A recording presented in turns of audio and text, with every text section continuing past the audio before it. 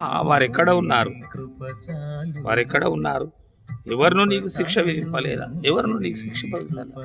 వాళ్ళంతా ఎటుపోయారమ్మా?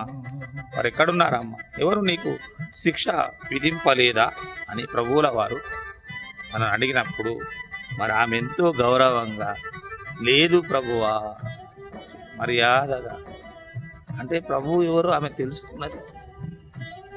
పాపాత్మురాలైన స్త్రీ, వ్యభిచార స్త్రీ కూడా ప్రభువు ఎవరు ఆమె తెలుసుకొని ఆమెను ప్రభువా అని సంబోధిస్తూ, లేదు ప్రభువా, లేదు ప్రభు అని సమాధానం చెప్పింది.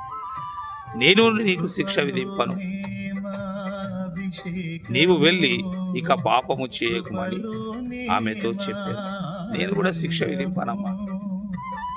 నువ్వు చేయవలసింది ఏంటంటే నీవు వెళ్ళి ఇంకా పాపము చేయ. శిక్ష విధింపని ప్రభు, క్షమించే ప్రభు, దయా హృదయం కలిగిన ప్రభు, నేను పాపంలో ఉన్నాను, శిక్ష విధించే ప్రభు, ఇక పాపము చేయకండి, ఇక పాపము చేయకండి, ఈ పాప జీవితాన్ని వదిలేయండి అనే ప్రభు చెప్తాడు. కానీ నేను శిక్ష విధిస్తానని చెప్పే ప్రభువు కాదు.